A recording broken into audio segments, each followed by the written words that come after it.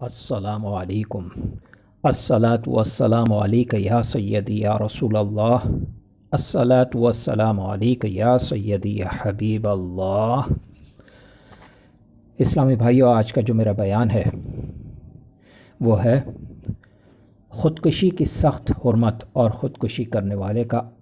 عذاب جہنم میں مبتلا ہونا اور جنت میں سوائے مسلمانوں کے کسی کا نہ جانا۔ حضرت ابو ہریرہ رضی اللہ تعالی عنہ نے بیان کیا کہ نبی کریم صلی اللہ علیہ وآلہ وسلم نے فرمایا، جس نے پہاڑ سے اپنے آپ کو گرا کر خودکشی کر لی وہ جہنم کی آگ میں ہوگا اور اس میں ہمیشہ پہاڑ سے گرتا رہے گا، اور جس نے زہر پی کر خودکشی کر لی تو وہ زہر اس کے ہاتھ میں ہوگا اور جہنم کی آگ میں وہ اسے اسی طرح ہمیشہ پیتا رہے گا، اور جس نے لوہے کے کسی ہتھیار سے خودکشی کر لی تو اس کا ہتھیار اس کے ہاتھ میں ہوگا اور جہنم کی آگ میں ہمیشہ کے لیے وہ اسے اپنے پیٹ میں مارتا رہے گا۔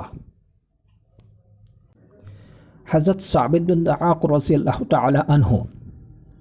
اصحاب شجر بیعت رضوان کرنے والوں میں سے تھے۔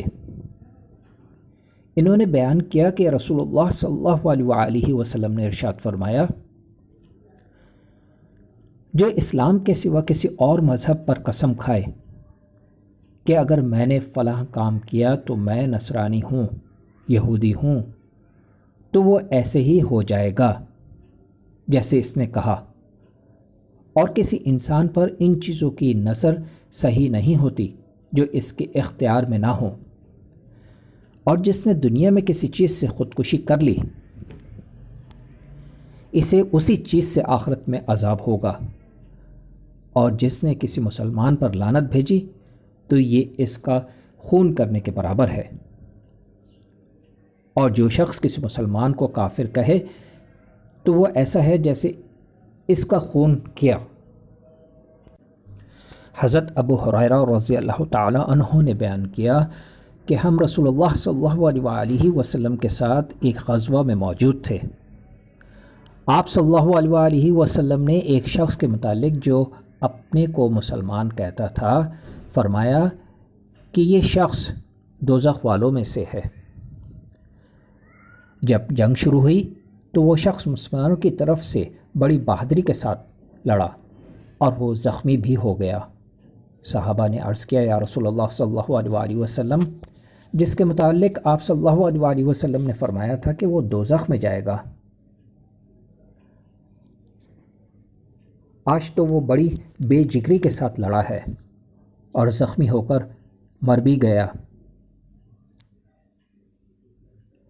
آپ کے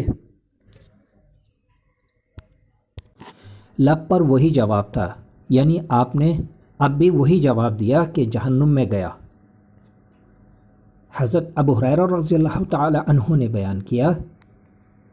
ممکن تھا کہ بعض لوگوں کے دل میں کچھ شبہ پیدا ہو جاتا، لیکن ابھی لوگ اسی غور و فکر میں تھے کہ کسی نے بتایا کہ ابھی وہ مرا نہیں ہے، البتہ زخم کاری ہے۔ پھر جب رات آئی تو اس نے زخموں کی تاب نہ لا کر خودکشی کر لی۔ جب آن صلی اللہ علیہ وآلہ وسلم کو اس کی خبر دی گئی تو آپ صلی اللہ علیہ وآلہ وسلم نے فرمایا، اللہ اکبر، میں گواہی دیتا ہوں کہ میں اللہ کا بندہ اور اس کا رسول ہوں۔ پھر آپ صلی اللہ علیہ وآلہ وسلم نے حضرت بلال رضی اللہ تعالی عنہ کو حکم دیا کہ انہوں نے لوگوں میں یہ اعلان کر دیا کہ مسلمان کے سوا جنت میں کوئی اور داخل نہیں ہوگا، اور اللہ تعالیٰ کبھی کبھی اپنے دین کی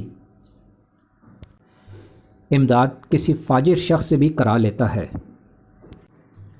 حضرت سہیل بن سعد ساعدی رضی اللہ تعالی عنہ نے بیان کیا کہ رسول اللہ صلی اللہ علیہ وآلہ وسلم کی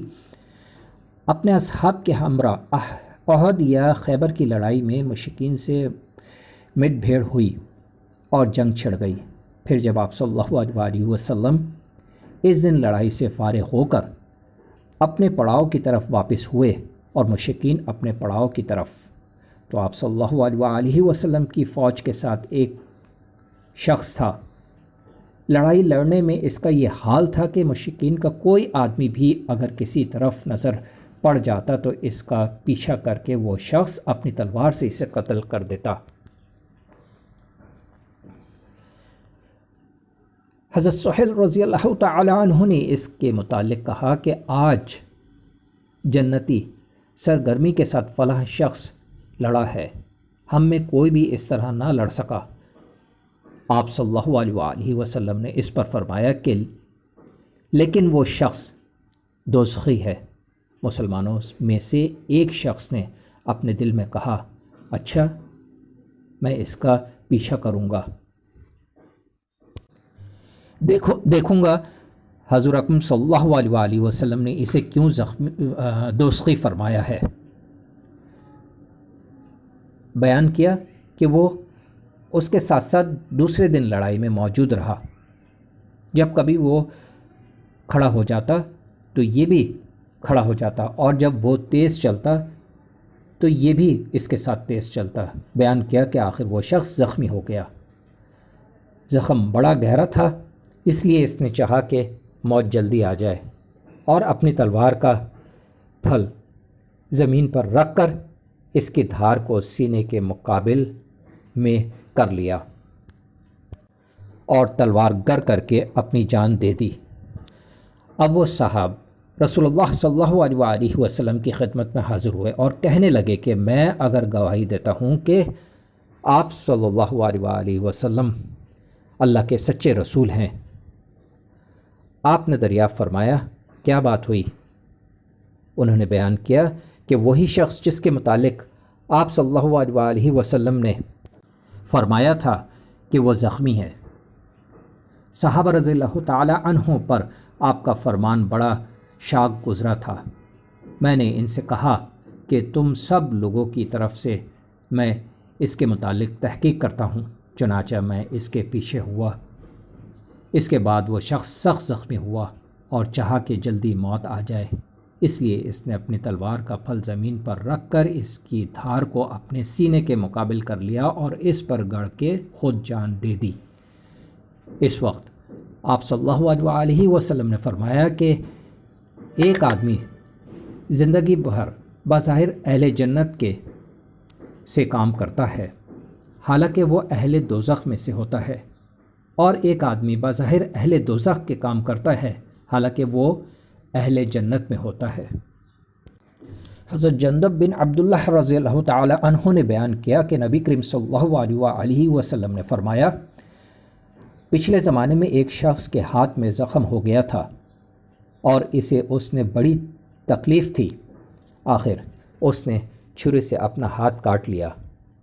اس کا نتیجہ یہ ہوا کہ خون بہنے لگا اور اسی سے وہ مر گیا۔ پھر اللہ تعالیٰ نے فرمایا کہ میرے بندے نے خود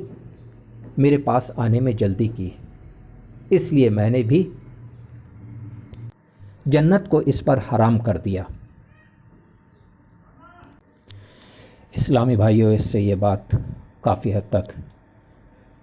ثابت ہوتی ہے کہ انسان کا آخری وقت جب ہو تو وہ اللہ اور اس کے رسول صلی اللہ علیہ وآلہ وسلم کے مطابق انسان کی زبان سے لا الہ الا اللہ محمد الرسول اللہ جاری ہو جانا چاہیے، یعنی انسان کو اللہ کی توحید اور رسول اللہ صلی اللہ علیہ وآلہ وسلم کا اقرار کرنا چاہیے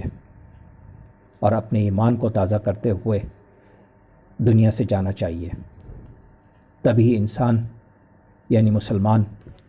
جنت کا حقدار ہوگا اللہ اور اس کے رسول صلی اللہ علیہ وآلہ وسلم کے احکامات کے مطابق۔ دنیا میں انسان نہ جانے کیا کچھ کرتا رہتا ہے، کبھی غلط کام کرتا ہے، کبھی اچھے کام کرتا ہے۔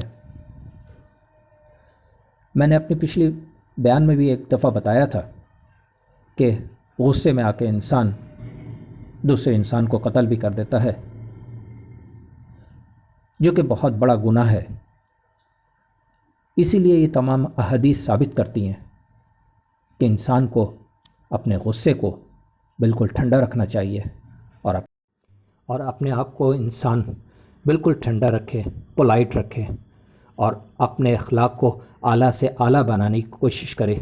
تاکہ دوسرے مذاہب کے لوگ آپ کے اخلاق کو دیکھتے ہوئے جوک در جوک اسلام میں داخل ہوں۔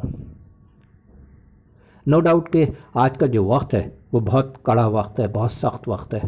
پریشانی کا وقت ہے، مگر یہ پریشانی بھی عارضی ہوتی ہے۔ اللہ رب العالمین تمام پریشانیوں کو خود ہی دور فرما دیتا ہے اور انسان کے لیے آسانیاں بھی پیدا کرتا ہے۔ جس وقت اللہ رب العالمین انسان کے لیے آسانیاں پیدا کرتا ہے تو انسان اللہ رب العالمین سے دوری اختیار کر لیتا ہے، اور جس وقت انسان کے اوپر سخت مشکلات، پریشانیاں آئی ہوئی ہوتی ہیں، اس وقت بار بار اللہ رب العالمین کو یاد کر رہا ہوتا ہے۔ پریشانیاں انسان کے اوپر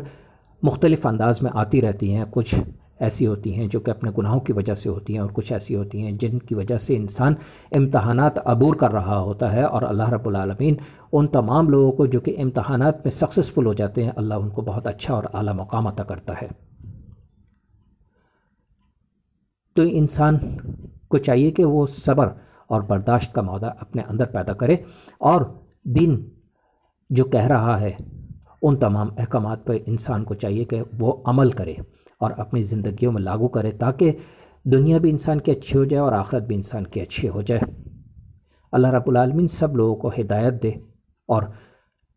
اللہ رب العالمین تو انسانوں کو ہدایت دے ہی رہا ہے، بلکہ انسان اس ہدایت کو کبھی لے لیتا ہے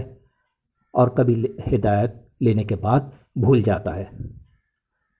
تو اس کا مقصد یہ ہوا کہ انسان کے